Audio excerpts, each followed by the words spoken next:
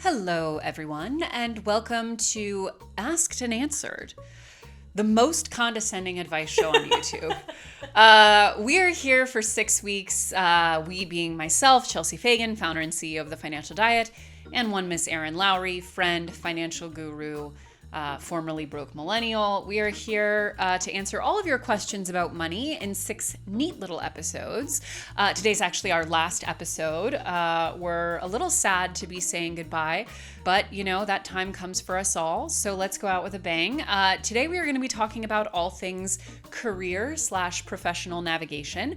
But before we get into our career questions, or rather your career questions, I just want to give a quick thank you, as always, to the partner with whom we are creating this series, advisor.com. If you have ever thought about using a financial advisor, if you were a financial advisor curious, I can say first and foremost that I've been using one for years, really love it, especially in these turbulent times. It's just such a security blanket. It also helps me make really great decisions for my long-term finances. But one misconception I want to clear up is that you have to be rich to afford a financial advisor. One of the reasons that we love working with advisor.com and highly endorse them is because they operate on a flat fee model, which is both more transparent and more accessible to someone who may not yet be in their rich, glamorous era and doesn't care how much they spend on a financial advisor. If you've ever been curious, use the link in our description to set up a free phone call with them. You can ask all your questions and just kind of get a feel for what the process is like. And because you're a member of our community, you will get an exclusive discount on your first year of financial advising. But with that being said, enough about advisor.com, although I could rhapsodize about them for hours, and let's get into our career questions. Is it worth switching to a different role that pays the same or lower, but in the same industry? What's the benefit? Yeah, I wish we had more context. This could have used with a few more words. I would say generally no, unless you're like in a really bad work environment or feel like you won't advance or don't like it. I don't know. I just know that millennials and then a little bit Gen Z, there have been a lot of studies coming out that we are declining managerial roles across a lot of different industries. We're not interested necessarily in moving up. I think for a lot of people that ends up being a work-life balance conversation. So the only real benefit I could see in a lateral move like that, particularly in the same industry, is if for some reason it's really opening up a lot of free time potential or remote flexibility work potential or something that in this particular season of your life makes sense. However, explaining that on a resume in the future might be a little confusing depending on what you're trying to do in your career. I would agree with that. I would also say that one of the things to keep in mind about making any kind of move within your career is that there are just so many forms of compensation besides the salary, and I think it's very important to be as sort of holistic as possible when looking about how a potential move can be advantageous. I was recently speaking with a friend who's asking herself the same question. She's looking at potentially taking a pay cut, but there are a lot of other advantages that job will bring. So I think this might be a good time to potentially speak with a career coach or depending on your level, maybe an executive leadership person, someone who can give you a little bit more 360 career guidance, because a lot of it is also based on what your goals are. There are a lot of women I know who, knowing that they want to be more of a, not maybe a full-time, but more of a mom with their time, have intentionally sought out roles and jobs and fields that are less demanding and pay less, but they're totally fine with that. So I think you need to get the bigger picture of your life, but having a higher salary is not the be-all end-all, and in fact, oftentimes neutralizes itself with other drawbacks. Should I go to grad school? LOL. No? I've written about this a few times. I love how, every 4 to 6 years, I feel like this refreshes with the new faction of a generation, particularly if times are a little turbulent. Whether that is economically or politically, it feels like almost a safe haven to go back to school, particularly if you go straight from undergrad. But even if you're kind of floundering in what you want to do with your career, a lot of people just pivot back to grad school as sort of this default.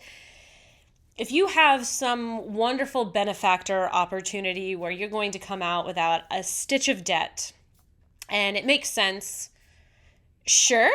But for most of us, unless it really is going to pay off in your career, you can only level up in your career if you have an additional degree. No. Even MBAs aren't hitting like they used to. Oh, no. That's not really an example, I would say, for me anymore. Of even law degrees aren't hitting like they used to. No. And a lot of jobs that I think does require additional schooling or certification. You might just be able to get a certification or take a certain number of classes to get the additional skills that you need in order to kind of level up. And some of the ones that would require you, like the number of people I know that are going back for like social working degrees, I mean, that's not going to be a financial boon for the most part, is what I'm going to say, unless you write like a New York Times bestseller about what you've learned. Any potential grad school that is vibes based enough to just be like, well, maybe I'll do it? No, because the only grad school, it's like, okay, are you going to grad school to become an orthopedic surgeon? You know what I mean? Like, or are you going to like, you're being paid to go by your work to get certain certifications? Like there are definitely scenarios in which it makes sense, but you would know if you were in one of those scenarios. Anything else that's vibes based. And by the way, I anecdotally know multiple people who did not finish a law degree, but are carrying high 5, low 6 figures of law debt. Yep. You don't want to be one of those people. Also, let's be clear. If the goal is just to be surrounded by other annoying libs, just move to a big city and go to a DSA meeting. You don't need to pay for grad school to be surrounded by people like that. If you do work a job where grad school is a necessity, for instance, depending on your state and your city, teaching, where you need a master's degree, there are options where maybe you could either be working and cash flow it and do it very slow so that you don't have to take on additional debt. You might be able to look at apprentice-based opportunities, actually, instead of going to the like much more traditional route of bachelor's degree for education or like a specific science or history or whatnot, and then to your master's. Or you could get certain employers to potentially pay for it. So if that's your route, yeah, sure, why not? But otherwise, no. Last week, I celebrated 10 years at my job, and then this past Sunday, I had a complete panic attack, realizing just how much this has probably cost me in terms of my earning potential. This is the only job I've ever worked since college, and it's a pretty classic scenario of small raises each year, an occasional promotion, etc. But I went on Glassdoor and realized that I'm probably making about half of what I could at this point in my career if I had been more aggressive about changing jobs/roles and advocating for myself. I feel like I've been sleepwalking in good enough mode for a decade, and with so much going on in the world, I want to take myself seriously and protect my finances, starting with my earning potential. As someone who has been out of the game for so long and basically doesn't have a resume outside of my employer, what should my first steps be? I would do an inventory of what is the benefit of your current employer compared to this idea of job hopping. Yes, you might have been able to consistently get raises. Again, we don't know where you live. We don't know the market viability in your particular industry, in your city. Are you willing to move for other job opportunities? What is the cost of moving for those opportunities, both financially and socially? But the other thing to consider is the social capital that you have probably amassed working at this particular job for 10 years.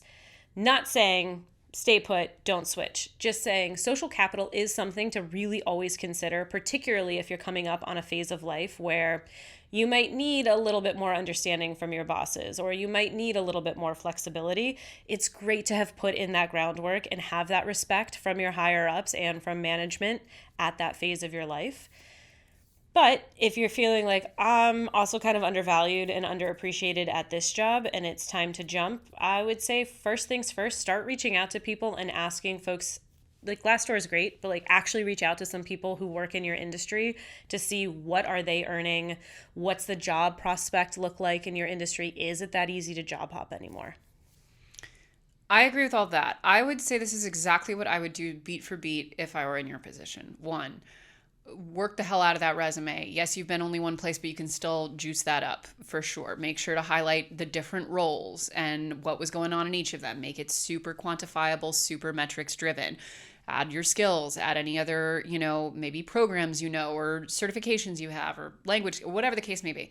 Get your resume as shiny as it possibly can be. Set up a professional website. Like, get yourself in somebody hire me mode.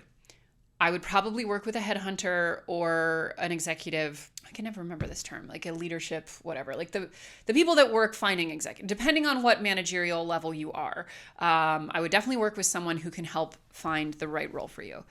I would get an offer. I would go get an offer, have it in hand, so you're ready to walk.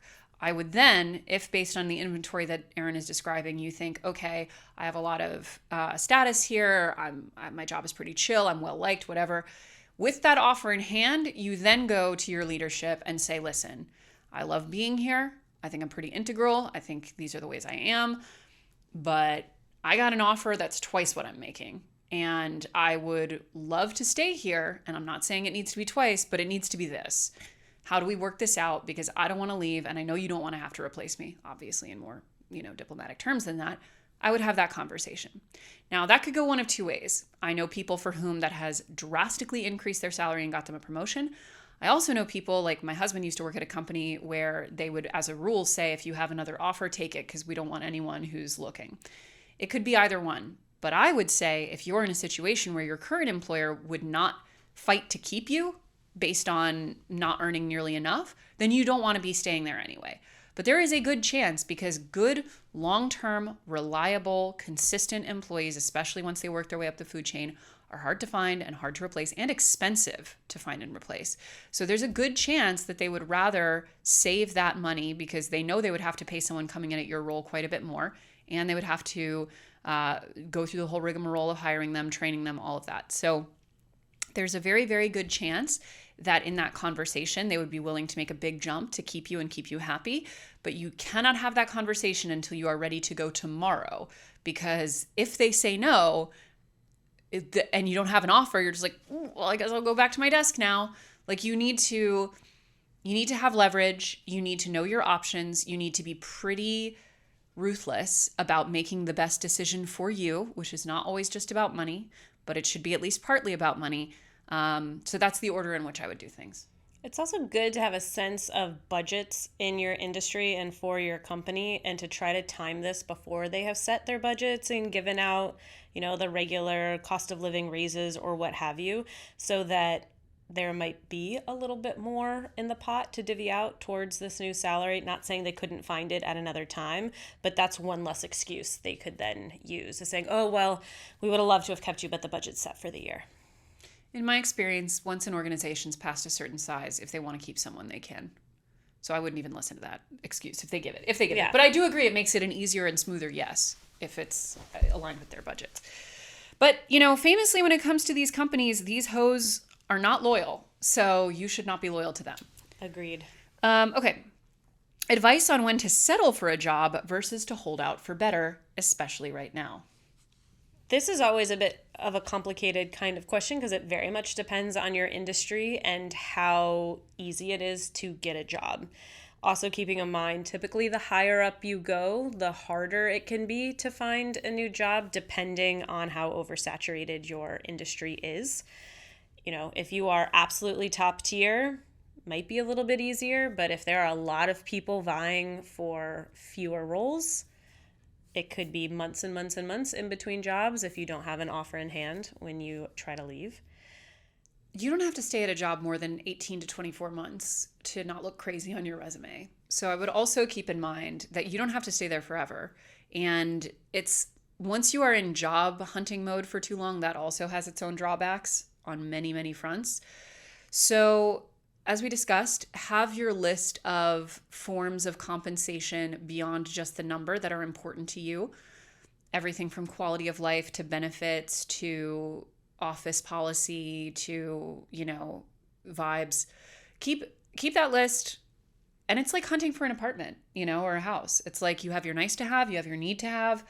But eventually, you're never, ever going to get a home that's 100% perfect on every level. You're always going to be making some sacrifices. So try to have a good intrinsic idea of what your nice to have versus need to haves are. I think the other thing, too, it's interesting when looking at the benefits a place offers, you might just kind of shrug off particular benefits thinking, oh, that's not going to pertain to me.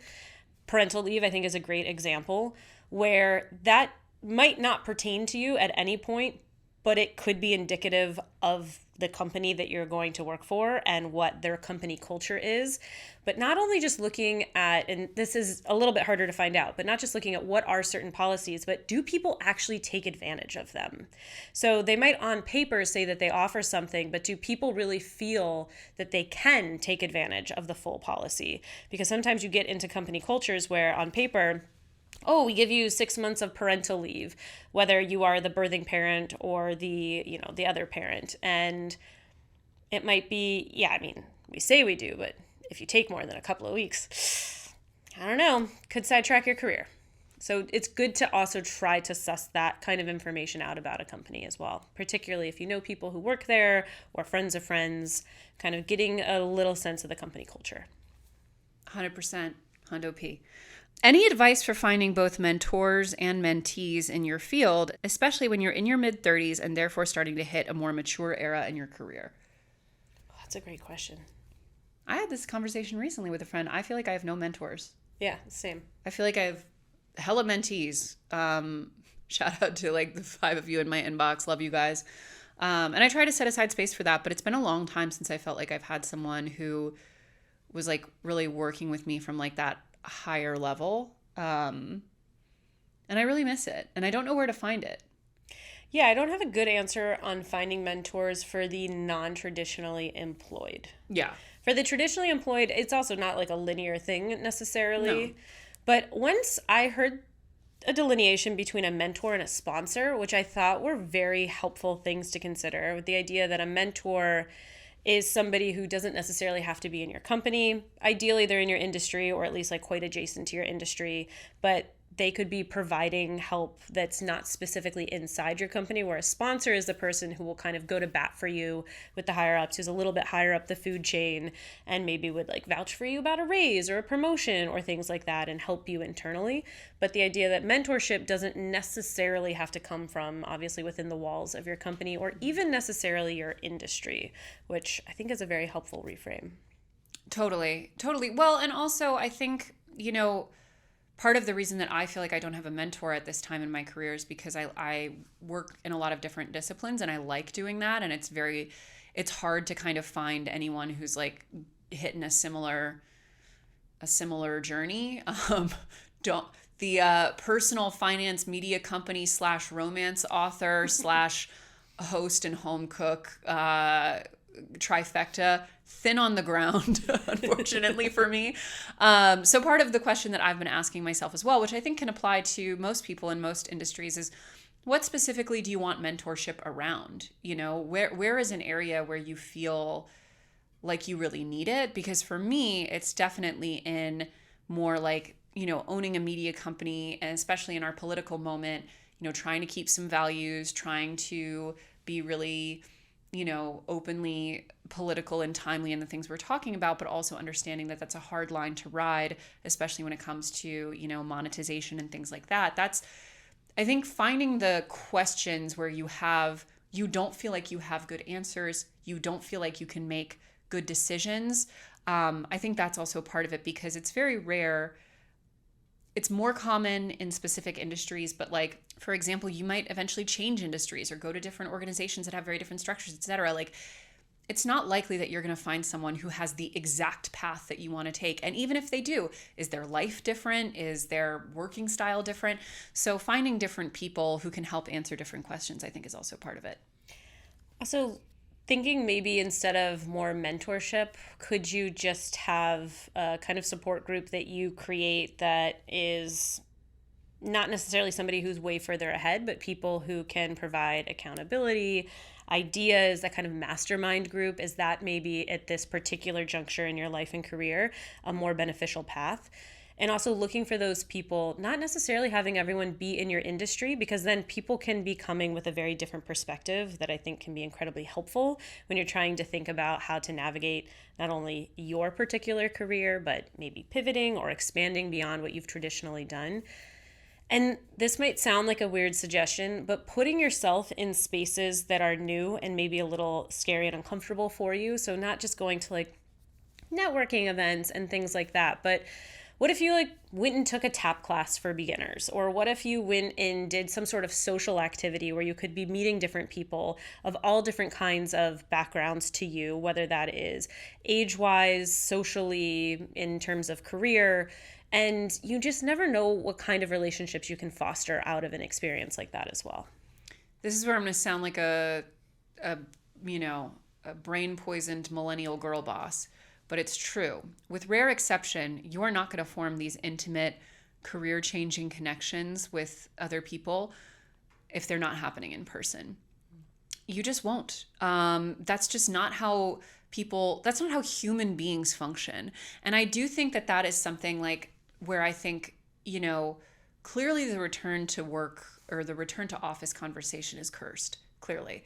Because on the one hand, you have boomers who hate their lives and hate their families, who the emptiness of their existence was laid very bare during the pandemic, and they are itching to pour 50, 60 hours a week in front of their desk, and then their social lives in the evenings with their coworkers, because that's the only place they experience connection or validation.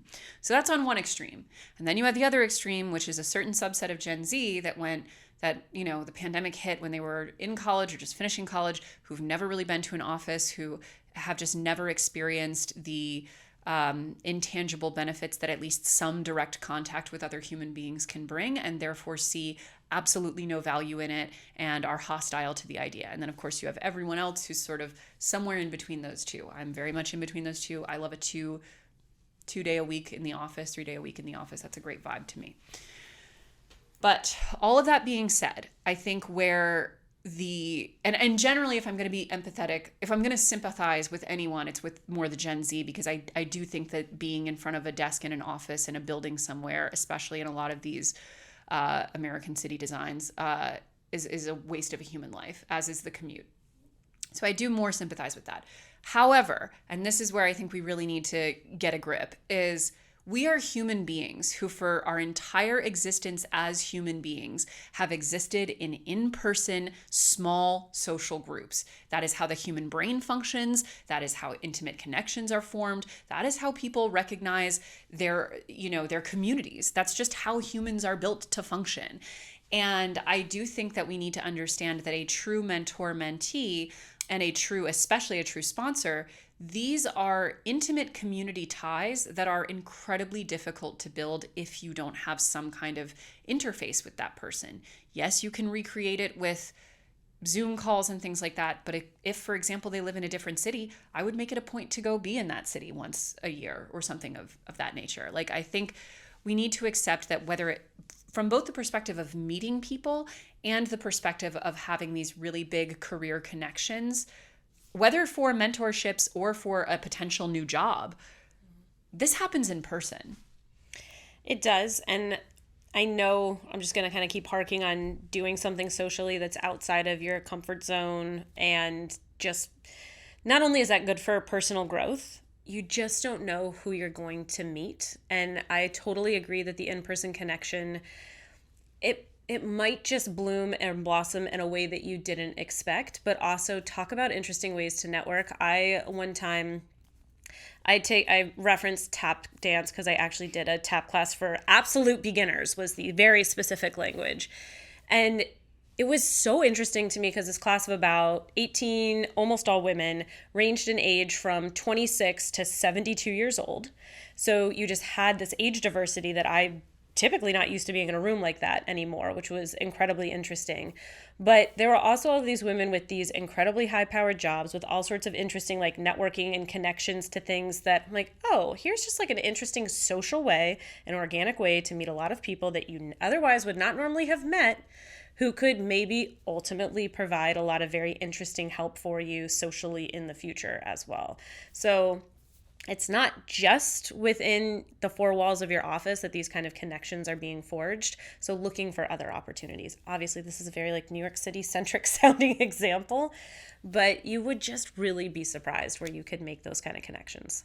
All right. Well, before we head out, those were your questions. Before we head out, any remaining pieces of career advice you want to share? Just take risks, whether you're traditionally employed or self-employed. It's good to mix things up every once in a while and try something new and do something that scares you every once in a while, whether that's directly related to your career or not. I will share my all-time favorite piece of career advice that also applies to a lot of other things, which is that we have a strong tendency to devalue the things that come easily to us. Do not underestimate the value of your own skills, of your own special sauce that you bring to the table, and understand that just because something's easy for you does not mean it is for other people, and it is still likely quite valuable. So lean in, not to quote Sheryl Sandberg, lean in and highlight your achievements, highlight your skills, be proud of them, don't undermine them and devalue them.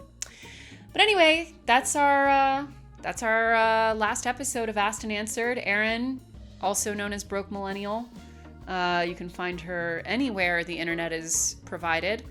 Except TikTok. Except TikTok. Same. Except I am on TikTok and love it. No shame in my game. All right. Bye, guys.